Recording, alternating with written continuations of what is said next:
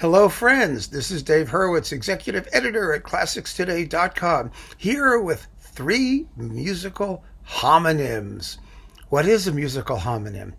Well, the way I define it, and I may be the only person in the universe who defines it this way, so it's going to be special to this chat, is a piece of music that has the same title as another piece of music, but the composer is different. And I am not talking about things like every single setting of Pélias and Mélisande, which was, one of the talks that we've already done because a whole bunch of composers did it because it was a play. And so people wrote symphonic poems and incidental music and all this stuff. Or Faust, for example, or Romeo and Juliet, or any of those like really popular ones.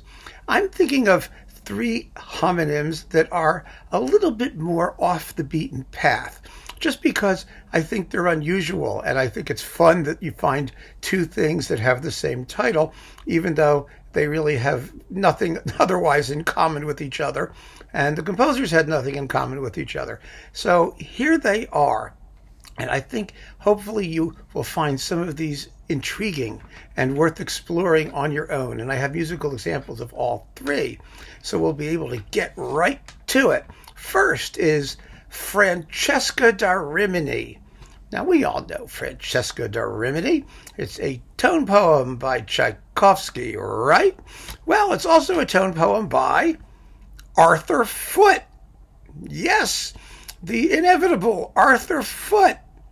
He was very, very closely related to his cousin, Abercrombie Elbow. No, okay, bad joke. Never mind me. Who was Arthur Foote? Arthur Foote lived from 1853 to 1937. He was one of the New England school that included Amy Beach and Chadwick and Horatio Parker and people like that. He began life as a sort of Brahmsian Germanic conservative and slowly inched out of it and became, I would say, frankly, more interesting and individualistic. He's best known as a composer of chamber works, actually, but he wrote a few orchestral pieces, some of which are just lovely, and a whole batch of which are on this Seattle Symphony Gerard Schwartz disc, which is on Naxos, including Francesca da Rimini. Now, what is Francesca da Rimini? Well, you know the story, right? The story is that she and her lover were consigned to hell in Dante's Inferno because she had a lover, and they went to hell. And in Tchaikovsky's tone poem, you have hell, and then you have a beautiful sort of central sad love scene thing evoking Francesca and her lover, and then you return to hell for the hellacious coda. Well, this one is completely different. This version. It does have love music. There is obviously some music that represents Francesca, and there is some somewhat passionate, dark and brooding music, which you might call hellish after a fashion. But this piece, which comes from 1890, is really a Germanic Brahmsian style overture, or really Schumannesque, I would say. I mean, if you know Schumann's Manfred overture, this is sort of in that style. It's very stormy and turbulent and dramatic, but, that sort of dark, heavy German dramatic type, not the hysterical, thrill-packed Russian type. And the orchestra is very, very conservative. There's no harp, there's no extra percussion. It's very sober, extremely sober, but nonetheless, very well scored, enjoyable to listen to, and I think just a wonderful, completely different take on the same subject. And that's why I like these particular homonyms. I mean, there are a million things called the sea, right? And they all sound kind of sea-like. They all have like little waves lapping around and things spritzing up there. And, it's the sea. I wanted something that would be completely different, that takes the same subject but approaches it from a very different musical angle. And good old Arthur Foote does it. It's just terrific. So here is a little bit of Francesca da Rimini by Arthur Foote.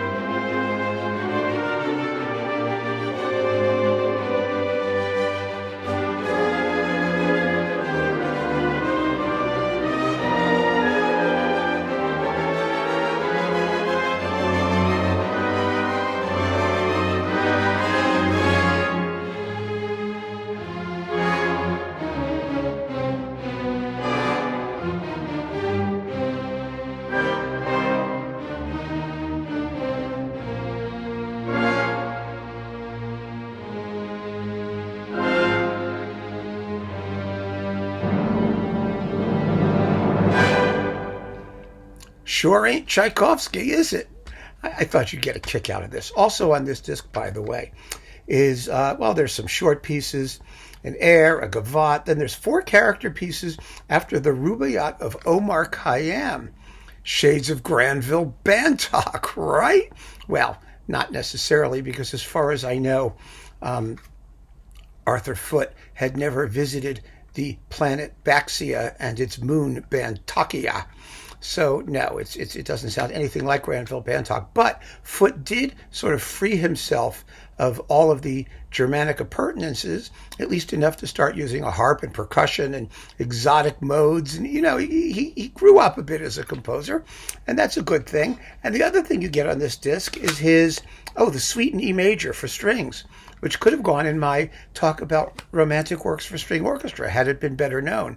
It's a lovely work and definitely worth hearing. So this is really a nice disc. This disc with Jerry Schwartz and the Seattle Symphony of Music by Arthur Foote. Next, I like this one. It's even more fun.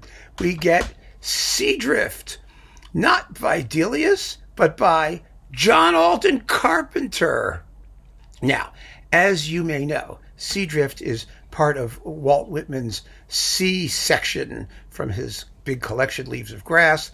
And, among other things we got from besides Seadrift was Vaughan Williams' The C Symphony, AC Symphony, and things like that. And we just did in the Walt Whitman talk on Naxos by Bernard Herrmann. We heard some of his C poetry. And Seadrift is Whitman at his most dreamy. And Delius, of course, made one of his great choral masterpieces for baritone and chorus on that title, setting the actual text by Walt Whitman. But Carpenter's music is simply a tone poem, nothing else. No words, no voices. So it's the same title, but a very, very different work. And it was composed in the 1930s. Carpenter was from Chicago originally. He was a very, very good composer. He was sort of a romantic impressionist, influenced by jazz and American popular idioms. One of his more famous works is a ballet called Crazy Cat, a jazz ballet, and Skyscrapers, another piece. All of these have been recorded, by the way, although they're not always easy to find. His most famous orchestral work is a delicious, lovely little suite called Adventures in a Perambulator, about a baby out on a day's stroll and the things the baby encounters in his baby carriage. That was recorded by Howard Hanson on Mercury Living Presence, and it's had a couple of recordings since. And it is a wonderful, wonderful work, which I could not recommend more strongly. But in the meantime, we have Seadrift, which is a 15-minute long tone poem that's aptly oceanographic, shall we say. And this is a wonderful disc, by the way. This is a New World recording. And you get Daniel Gregory Mason's Chanticleer Festival Overture, Quincy Porter's Dance in 3-Time, and Henry Hadley's Scherzo Diabolique, along with Seadrift. It's the Albany Symphony Orchestra under Julius Hegyi, who is the music director and conductor. And it's gorgeously recorded. And here is a little bit of John Alden Carpenter's Seadrift.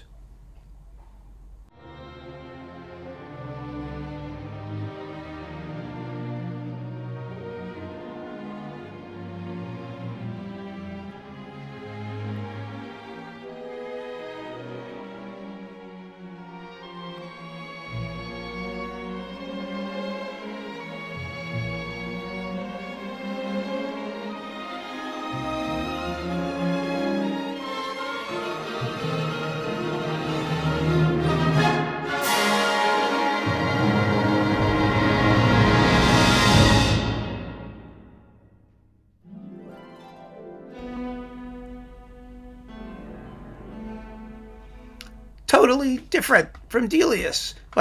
Most people don't know the Delius that well either, do we? Delius's Seadrift is sort of one of those works that's better known by the title. You're just as likely to listen to John Alden Carpenter's probably as you are Delius's, unless you're a Delian from the planet Delia. And we'll have to deal with the Delia folks at some point in the future. We've already talked about Brig Fair and some other bits of Delius. But Carpenter is really a composer who's worth looking out for and worth collecting. If you don't already have Seadrift, do get Adventures in a Perambulator because it's just marvelous. And finally, last but not least, since I've done 2 pieces of American music, and I'm going to be accused of favoring American music because anytime I do anything with an American orchestra or an American anything, they all say, "Oh, you favor American stuff." Never mind the fact that everything else we ever talk about is European, isn't it? And that America is larger than Europe, all of it. But, never mind. Never mind. Never mind. If it makes them happier to think that we have a predilection for things that are American, I'd be proud. Let's continue. Let's go to Spain, shall we? Nobody can claim that's America, can they? So, Carmen. Yes, Carmen by Bizet. We all know Carmen. But did you know that Carmen was also a film score by Ernesto Halffter? They made a movie in like the 1920s. I mean, a full-length movie. Here's Carmen. There she is. Ooh, look at the lips. Look at the makeup. It looks very silent filmish, doesn't it? And Halffter, I did a talk. Remember we did the video on Ernesto Halffter's Sinfonietta, one of the absolute glorious masterpieces of 20th century neoclassicism. A totally fabulous, delicious, wonderful, mellifluous, just joy of a work. But the problem was that Ernesto Halffter, like so many Spanish composers, wrote nothing. He wrote like, I don't know, half a dozen other pieces, and then he spent the rest of his life completing De Falla's Atlántida, which was a complete waste of time. I mean, it wasn't. I mean, we're glad he did it, but, I mean, who plays Atlántida? Really? I mean, did he have to spend his life doing that? But this is really a masterpiece. This is a 68-minute long, full-length orchestral phantasmagoria. It is glorious. It's recognizably Spanish in tone and timbre, but full of moody, atmospheric music. It's gorgeous, absolutely gorgeous. And we are so lucky to have the whole thing. It's also on Naxos. It's Film Music Classics series. And it features the Frankfurt Radio Symphony Orchestra under Mark Fitzgerald. This is the world premiere recording of the complete score. And thank God it exists and that we could do it, because it basically doubles the amount of Halffter orchestral music you're likely to encounter. I mean, really, more than an hour of it. So it's wonderful. I'm going to play you a little bit of the track called The Death of Carmen. And I know, you just expect to hear, but, well, you don't. And that's what's wonderful about it. It sounds totally different. In fact, I'm not even sure this section actually is The Death of Carmen. It's 8 minutes long. There may be no music when there's The Death of Carmen. Who knows? It's just a section of the musical track, and it is spectacular, as you can hear for yourself. Listen to this.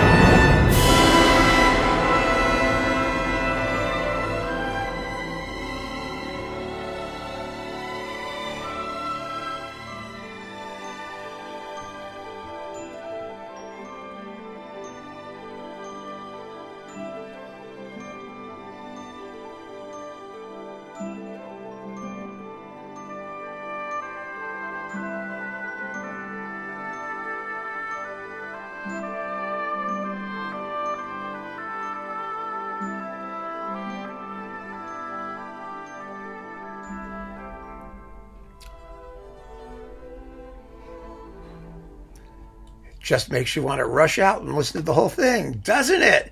And I suggest that you do just that.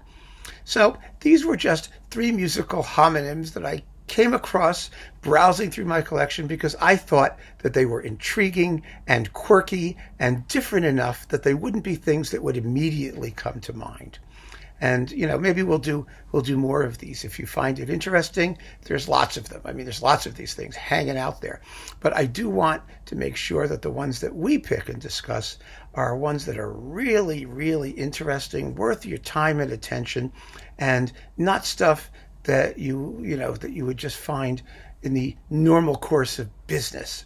This is stuff that requires a little bit more digging around, which is what makes the discovery all the more interesting, I think. So keep on listening, folks. Thanks for joining me. Take care and enjoy.